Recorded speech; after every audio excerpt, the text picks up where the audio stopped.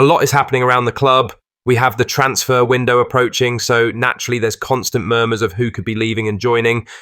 So in today's video, we will continue cover this whilst going over the huge cash windfall we are set for.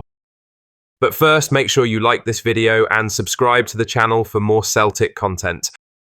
Lamine Yamal might be dazzling fans at the top end of European football, but it's his dad who continues to catch the attention of Celtic fans online.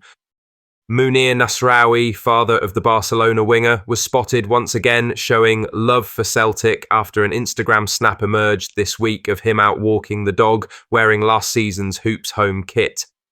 The image, shared by the account HustleHard304, quickly made its way across social media and was even picked up and shared by Celtic's official Instagram story. It's not the first time Nasraoui has been seen backing the boys. Back in October 2023, he went viral for being pictured in a full Celtic tracksuit, prompting fans to speculate about his support for the Hoops. While his son Lamine continues to shine on the international stage with Spain and at club level with Barcelona, it's clear Nasraoui's heart has a soft spot for the green and white. The continued appearances in Celtic gear might not mean a Camp Nou to Celtic Park transfer is on the cards, but it's a brilliant connection that fans have enjoyed. Seeing the father of one of world football's brightest young stars linked to Celtic through his choice of clothing is an unexpected twist, one that's been welcomed by the club's social media team and fans. And if a move to Celtic ever becomes a possibility for Yamal later in his career, his dad could have a big say in convincing him. Now for the main story, Celtic have announced a packed pre-season schedule featuring clashes against Cork City, Newcastle United, Como, Sporting Lisbon and Ajax, offering Brendan Rodgers vital preparation time and providing a financial boost to the club. The fixtures combine a mix of commercial and footballing priorities, giving Celtic a chance to tune up for the new campaign while also strengthening ties with their international support base. Eddie Howe's Newcastle will provide a Premier League level test, while continental opponents such as Sporting and Ajax bring a high pedigree of European competition. The inclusion of Cork City is a nod to Celtic's strong Irish roots. The trip across the Irish Sea is expected to draw a big turnout, highlighting the club's efforts to retain its established support there. Adam Williams, head of football, finance and governance content at TBR, highlighted the importance of this balance. He said, "The friendly against Cork is smart. It helps nurture your existing fans on that side of the Irish Sea. Retaining customers is just as important, if not more important, as acquiring them. In Italy, you're very unlikely to convert new fans. Everyone already has a club there, but costs are lower, and at a destination like Como, you're probably going to get a nice fee from the promoter. It could well be a place for a kit launch too." Celtic don't report how much they make from pre-season tours separately, but I would hazard a guess that they could maybe get £2 to £3 million net. That's after costs. It can be phenomenally expensive to organise these tours, Williams concluded. While the financial bottom line matters, these fixtures also offer Rodgers a key opportunity to assess the squad. With key players like Rio Hatate, Nicholas Kuhn and Daisen Maeda all contributing strongly last season, Celtic's blend of experienced heads and emerging talent will undoubtedly be tested across a challenging pre-season. Celtic's summer friendlies will also give chances to players who didn't play much last season and any new potential signings. Rodgers will use these games to see who is ready to be part of his plans for the new season. Fans will also be watching closely to see how the team is shaping up and to get a first look at any new faces. With players expected to come and go in the transfer window, these matches will help set the tone for the season to come both on and off the pitch. In other news, Celtic are set for a potential reunion with former loanee Alex Valle this summer, after confirming their participation in the newly launched Como Cup. The Hoops will travel to Italy between July 23rd and 27 to take part in the 4-team pre-season tournament, which features hosts Como, Dutch heavyweights Ajax and Saudi Pro League side Al Ahly.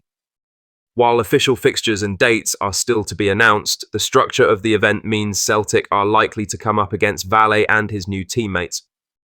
In a twist of timing, Valle was confirmed as a permanent Como player earlier today, the same day Celtic announced their involvement in the tournament. The Spanish left-back has signed a 5-year deal with the Serie A side, keeping him at the club until 2029. The reported transfer fee stands at €6 million, following a successful loan spell that saw him help Como secure top-flight survival. Valle spent the first half of the 2024 to 2025 campaign in Glasgow after joining Celtic on loan from Barcelona. He featured regularly under Brendan Rodgers and played a role in the Hoops Premier Sports Cup triumph before being recalled by his parent club during the January window. Rather than return to La Liga, he was sent straight out to Italy and quickly became a key player for Como. His performances impressed enough to earn him a permanent move, and now a likely clash with his former side just months after leaving the Hoops. As Celtic prepare for another demanding campaign at home and abroad, the Como Cup offers a sharp early test against quality opposition. A potential meeting with Valle only adds an extra layer of excitement to pre-season ahead of the new season. Lastly, Lennon is officially back in management after penning a 2-year contract to take charge of Dunfermline Athletic on a permanent basis. Lennon steadied the ship at East End Park in a brief interim spell last season, helping Dunfermline avoid the drop, and he's now been handed the reins full-time as the club aim to push forward. Now 53, Lennon is still a prominent presence in the Scottish game. Though he's carved out a successful stint in punditry, the lure of day-to-day management was something he couldn't turn down. He said, "I know I could be a football pundit, but I would miss the edge. Talk to all coaches, they have that inner competitive edge, we all have it. You go and do the games as a pundit, and then you get in the car afterwards, and that's it. If you are a coach, you are thinking about what is happening, what you need to do, and so on. It's very stimulating.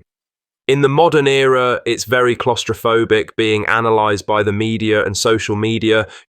You need to step away from that. I've worked on the media side and know how it works. I'm okay with it.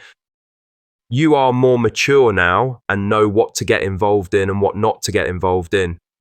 Some people might like that it's done and dusted after the game when you are a pundit, but I like that it's not. You need that edge. In a perverse sort of way, I enjoy the chaos. I miss the chaos. I wouldn't be doing it if I didn't think I still had plenty left in me and if I thought I couldn't make an impact," Lennon concluded. Lennon's appointment marks a statement of intent from the Pars, who have ambitions of climbing the championship table next season. His experience at the top end of the Scottish game, both as a player and manager, brings a level of respect rarely seen at that level. He'll now get a full pre-season to shape the squad in his image and attempt to add the competitive edge he so clearly thrives on. With his trademark intensity back on the touchline, Dunfermline fans can expect a side that mirrors his drive. While it's a different challenge from his days at Celtic, Lennon's return to management brings added interest to the Scottish Championship, and if his words are anything to go by, he's more than ready to roll up his sleeves and get stuck in. What are your thoughts on these? Let us know down in the comment section below. Make sure you've liked this video and subscribed to the channel for more Celtic content.